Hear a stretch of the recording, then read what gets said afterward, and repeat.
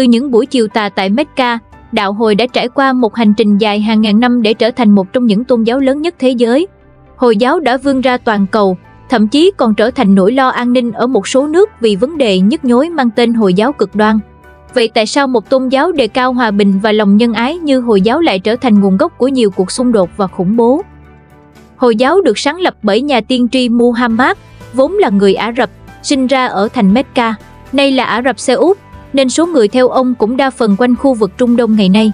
Và khi nhắc đến Hồi giáo, sẽ dễ có sự liên tưởng đến khu vực Trung Đông và cả người Ả Rập, vì đa phần các quốc gia tại đây đều là người Ả Rập, và đa phần người Ả Rập theo đạo Hồi. Vậy nếu được hỏi đâu là quốc gia có số tín đồ Hồi giáo lớn nhất thế giới, nhiều suy luận chắc là chỉ loanh quanh khu vực Trung Đông mà thôi. Nhưng không, câu trả lời lại nằm ở Đông Nam Á, không đâu xa người anh em láng giềng của chúng ta Indonesia. Nhưng tại sao một quốc gia xa xôi tại Đông Nam Á lại có số tín đồ Hồi giáo nhiều hơn bất kỳ quốc gia Trung Đông nào, vốn là cái nôi của đạo Hồi? Hôm nay, chúng ta sẽ cùng Kênh Nhất Thế Giới khám phá một hành trình kỳ thú đến với thế giới Hồi giáo Java Indonesia. Bạn có tò mò muốn biết vì sao một hòn đảo với những ngôi đền Phật giáo cổ kính lại có đa số dân số theo đạo Hồi không? Đừng quên nhấn nút đăng ký kênh để tiếp tục theo dõi các video hấp dẫn khác của Kênh Nhất Thế Giới trong thời gian tới nhé. Trước tiên, chúng ta hãy tìm hiểu một chút về lịch sử Hồi giáo, tôn giáo lớn thứ hai thế giới và phổ biến khắp khu vực Trung Đông nhé. Đạo Hồi là gì? Đối với tín đồ, Muhammad là vị thiên sứ cuối cùng được Allah mặc khải thiên kinh Quran, còn viết là Koran, qua thiên thần Jibrail. Họ tin rằng Muhammad là vị tiên tri cuối cùng được Allah gửi đến để truyền đạt thông điệp của Ngài cho nhân loại. Kinh Quran là kinh sách thiêng liêng nhất của đạo Hồi, được xem là lời nói trực tiếp của Allah truyền đạt qua thiên sứ Jibril, Gabriel, cho Muhammad. Tại sao đa số người Indonesia theo đạo Hồi? Trước khi có Hồi giáo, những con người ở nơi đây đã tiếp xúc trước với đạo Hindu và đạo Phật. Theo nguồn tài liệu cũ của Trung Quốc, vào giai đoạn cuối thế kỷ thứ 7, một thương nhân người Ả Rập đã trở thành lãnh tụ của những người định cư Ả Rập đạo Hồi. Tại bờ biển Sumatra, đạo Hồi đã gây ảnh hưởng mạnh đến các thể chế chính trị lúc đó. Từ thế kỷ 13, các thương nhân Hồi giáo từ Trung Đông và Ấn Độ đã đến Indonesia để buôn bán các loại gia vị và hàng hóa quý giá. Qua quá trình giao lưu, họ đã dần dần truyền bá đạo Hồi đến người dân địa phương.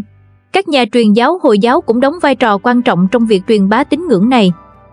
Qua các cuộc hôn nhân giữa người Hồi giáo và người dân địa phương, đạo Hồi đã dần lan rộng và trở thành một phần không thể thiếu trong cuộc sống của nhiều gia đình.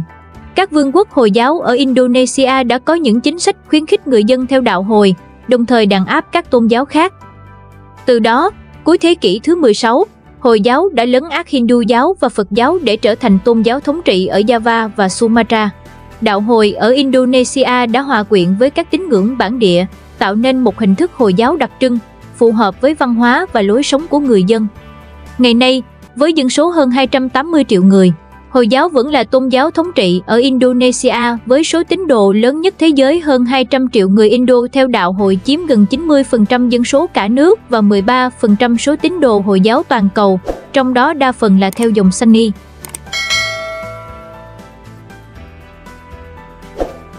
Vậy dòng Sunni là gì? Sunni là giáo phái lớn nhất, chiếm khoảng 85 đến 90% tổng số người Hồi giáo trên thế giới. Shia là giáo phái lớn thứ hai, có những khác biệt về tín ngưỡng và chính trị so với Sunni, chiếm khoảng 10 đến 15% tổng số tín đồ Hồi giáo trên thế giới. Sharia đây là luật Hồi giáo, là hệ thống luật pháp dựa trên kinh Koran và Sunnah, những lời dạy và hành động của nhà tiên tri Muhammad, được xem là nguồn gốc của mọi luật lệ và quy định trong cuộc sống của người Hồi giáo. Sharia không chỉ bao gồm các quy định về tôn giáo mà còn chi phối mọi khía cạnh của cuộc sống từ các vấn đề cá nhân, gia đình đến xã hội, chính trị và kinh tế. 5 cột trụ của Hồi giáo. Đây là 5 hành động cơ bản mà mọi người Hồi giáo đều phải thực hiện. Shahada chứng ngôn đức tin, tuyên bố một thần Allah và Muhammad là sứ giả của Allah. Salah, cầu nguyện 5 lần một ngày. Sam, tĩnh tâm trong tháng Ramadan. Zakat, cho bố thí. Hajj, thực hiện hành hương đến Mecca ít nhất một lần trong đời nếu có đủ điều kiện. Thánh địa Mecca là thành phố linh thiêng nhất trong thế giới Hồi giáo.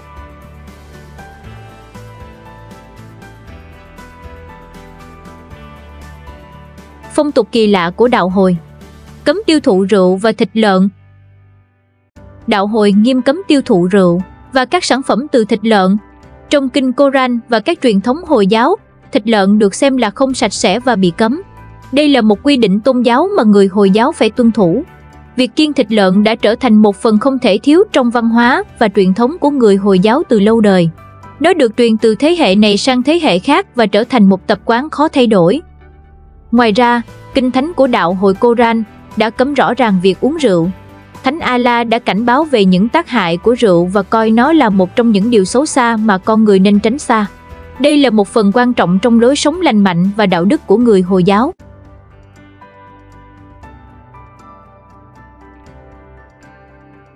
Không ở chung một phòng khách sạn nếu không phải là vợ chồng và không thể hiện tình cảm ở nơi công cộng dù là vợ chồng hay người yêu.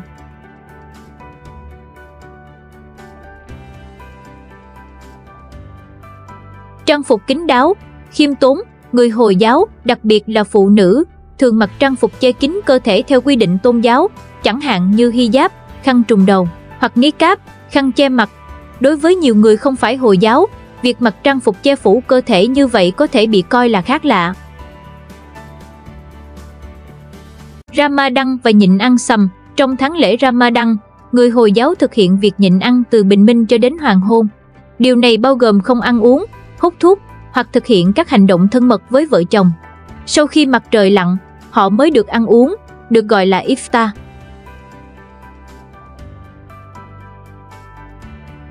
Cầu nguyện 5 lần mỗi ngày, Salah. Người Hồi giáo cầu nguyện 5 lần mỗi ngày vào những khoảng thời gian cố định. Trước mỗi buổi cầu nguyện, họ thực hiện nghi lễ rửa sạch cơ thể, Guyu, như một cách tẩy rửa tinh thần và thể chất.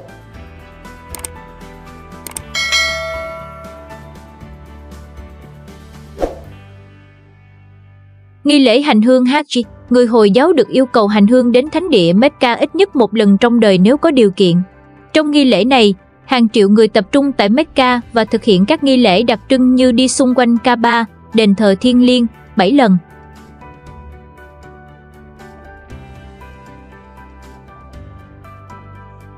Khăn tang màu trắng cho nam giới. Trong văn hóa Hồi giáo, khi một người qua đời, người thân sẽ quấn thi hài trong một mảnh vải trắng trước khi chôn cất. Điều này tượng trưng cho sự thanh khiết và sự trở về cát bụi của linh hồn. Kết hôn theo sự sắp đặt. Ở một số cộng đồng Hồi giáo, hôn nhân sắp đặt bởi gia đình vẫn là phong tục truyền thống. Đây có thể là một sự khác lạ đối với những người không quen với văn hóa này. Đàn ông Hồi giáo được quyền có 4 vợ.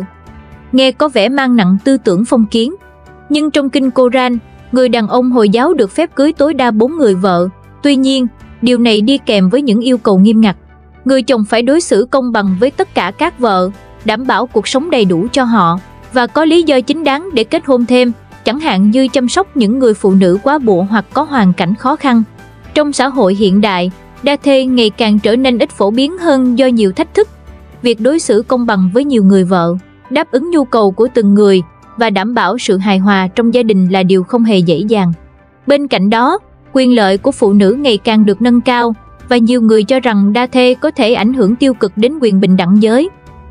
Vậy điều gì khiến đa thê trở nên ít phổ biến hơn trong xã hội hiện đại? Có thể là do những thách thức trong việc thực hành, sự thay đổi về quan niệm xã hội, hay đơn giản là sự lựa chọn của mỗi cá nhân. Dù sao đi nữa, điều quan trọng là tôn trọng quyết định của mỗi người và đảm bảo quyền lợi của tất cả các thành viên trong gia đình. Vì sao phụ nữ Hồi giáo luôn phải che mặt và trùm đầu? Việc phụ nữ Hồi giáo phải che mặt và trùm đầu là một quan niệm sai lầm phổ biến. Thực tế, không phải tất cả phụ nữ Hồi giáo đều phải tuân thủ quy định này. Nhiều phụ nữ chọn đeo khăn hijab, che tóc và cổ nhưng không che mặt. Một số khác có thể chọn không che đầu gì cả. Việc chọn che đầu là một biểu hiện cá nhân của đức tin và bản sắc văn hóa. Hơn 15 năm trước, rất ít phụ nữ ở Indonesia đeo khăn trùm đầu, và giờ đây nó không chỉ là biểu tượng của tôn giáo mà còn trở thành phụ kiện thời trang. Đây chủ yếu là một tập tục văn hóa ở một số vùng, chịu ảnh hưởng của phong tục và truyền thống địa phương. Dưới đây là một số lý do tại sao một số phụ nữ Hồi giáo chọn che mặt và đầu. 1. Quy định tôn giáo, Sharia.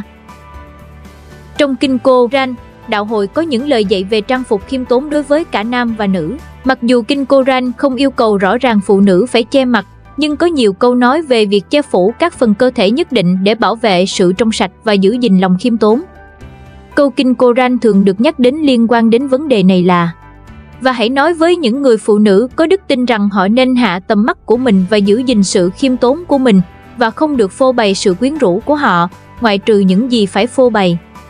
Câu này thường được diễn giải rằng phụ nữ nên mặc quần áo kín đáo, che phần cơ thể ngoại trừ những gì cần thiết, như khuôn mặt và bàn tay. 2. Khiêm tốn, bảo vệ và an toàn. Che mặt và đầu là một tập tục phổ biến trong nhiều nền văn hóa Hồi giáo, được coi là một cách để duy trì sự khiêm tốn, tránh sự chú ý không mong muốn và bảo vệ danh dự gia đình. Hijab, niqab và burqa. Khăn trùm đầu phổ biến nhất được phụ nữ Hồi giáo đeo là hijab, che tóc và cổ. Một số phụ nữ cũng đeo niqab, che toàn bộ khuôn mặt trừ đôi mắt. Mặt khác, burqa che toàn bộ cơ thể, bao gồm cả đôi mắt.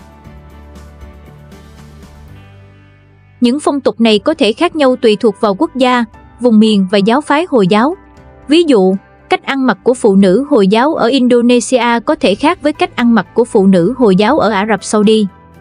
Quan trọng nhất, mỗi người phụ nữ Hồi giáo có quyền tự do lựa chọn cách ăn mặc của mình. Việc áp đặt một hình mẫu duy nhất cho tất cả phụ nữ Hồi giáo là điều không công bằng và vi phạm quyền tự do cá nhân. Nếu bạn là LGBT thì bạn không thể sống nổi ở Indonesia phải không? Việc khẳng định rằng người LGBT không thể sống nổi ở Indonesia là một quan điểm quá đơn giản và không phản ánh đầy đủ thực tế. Tình hình của cộng đồng LGBT ở Indonesia rất phức tạp và đa dạng, phụ thuộc vào nhiều yếu tố. Cuộc sống của cộng đồng LGBT ở Indonesia gặp nhiều khó khăn do các yếu tố văn hóa, tôn giáo và chính trị. Mặc dù không có luật quốc gia cấm hoàn toàn người LGBT, nhưng sự kỳ thị xã hội, tôn giáo và áp lực chính trị khiến cho cuộc sống của họ trở nên rất phức tạp và vô cùng khó khăn. Tại Indonesia, người LGBT vẫn thường xuyên đối diện với nạn kỳ thị và phân biệt đối xử, nhưng tình trạng này đặc biệt tồi tệ tại tỉnh Aceh, vốn là một khu tự trị và áp dụng nghiêm ngặt luật Sharia của đạo Hồi. Được biết, mặc dù là quốc gia Hồi giáo nhưng chỉ có một phần nhỏ chẳng hạn như tỉnh Aceh là tuân theo luật Hồi giáo nghiêm ngặt. Tuy nhiên, quan hệ đồng tính chưa bao giờ được cho là hợp pháp. Năm 2013, trong một cuộc khảo sát của Trung tâm Nghiên cứu Pew, Mỹ, cho thấy 93% người dân không chấp nhận đồng tính luyến ái. Bộ trưởng Quốc phòng Riyamizat Riyakudu nói rằng, cuộc chiến chống lại phong trào LGBT của Indonesia còn nguy hiểm hơn cả một cuộc chiến tranh hạt nhân. Nếu một quả bom nguyên tử rơi xuống Jakarta, thành phố Semarang chẳng bận gì, nhưng nếu LGBT ngày càng lan rộng, mọi thứ sẽ biến mất và đó thực sự là điều nguy hiểm, ông Riyamizat nói.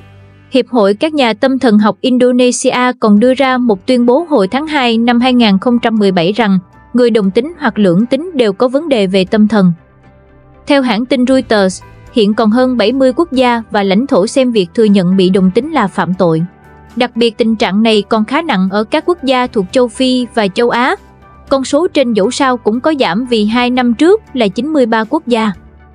Tuy nhiên, việc nâng cao nhận thức về quyền của người LGBT và đấu tranh chống lại phân biệt đối xử là điều cần thiết để xây dựng một xã hội công bằng hơn. Vì sao Hồi giáo luôn bất ổn và hay xung đột? Các sự kiện tiêu cực, các sự kiện khủng bố do những nhóm cực đoan tự xưng là Hồi giáo gây ra đã thu hút sự chú ý của truyền thông và tạo ra một hình ảnh tiêu cực về đạo Hồi. Điều này, kết hợp với việc thiếu hiểu biết về tôn giáo và định kiến tồn tại chống lại người Hồi giáo, đã góp phần vào một quan điểm sai lệch. Thực tế phức tạp hơn. Hồi giáo đa dạng. Giống như các tôn giáo khác, đạo Hồi có nhiều giáo phái, trường phái và cách hiểu khác nhau. Không phải tất cả người Hồi giáo đều có cùng một quan điểm về tôn giáo và chính trị. Nguyên nhân của bất ổn, các vấn đề như xung đột, khủng bố, bất ổn chính trị thường có nhiều nguyên nhân phức tạp, bao gồm cả các yếu tố kinh tế, xã hội, chính trị và lịch sử, chứ không chỉ đơn thuần là do tôn giáo. Cộng đồng Hồi giáo đa dạng. Cộng đồng Hồi giáo trên thế giới rất đa dạng, bao gồm nhiều quốc gia, dân tộc và nền văn hóa khác nhau. Việc quy chụp tất cả người Hồi giáo vào một khuôn mẫu là không công bằng. Tóm lại, Đằng sau những tiêu đề giật gân và những hình ảnh bạo lực, Hồi giáo là một tôn giáo với những giá trị nhân văn sâu sắc. Việc tìm hiểu về Hồi giáo không chỉ giúp chúng ta hiểu rõ hơn về thế giới xung quanh mà còn giúp chúng ta trở thành những người dân toàn cầu có trách nhiệm. Video hôm nay đến đây là kết thúc. Nếu các bạn cảm thấy video này hấp dẫn và hữu ích thì đừng quên đăng ký kênh, để lại bình luận bên dưới và chia sẻ video này giúp mình nhé. Xin chào và hẹn gặp lại các bạn ở các video tiếp theo.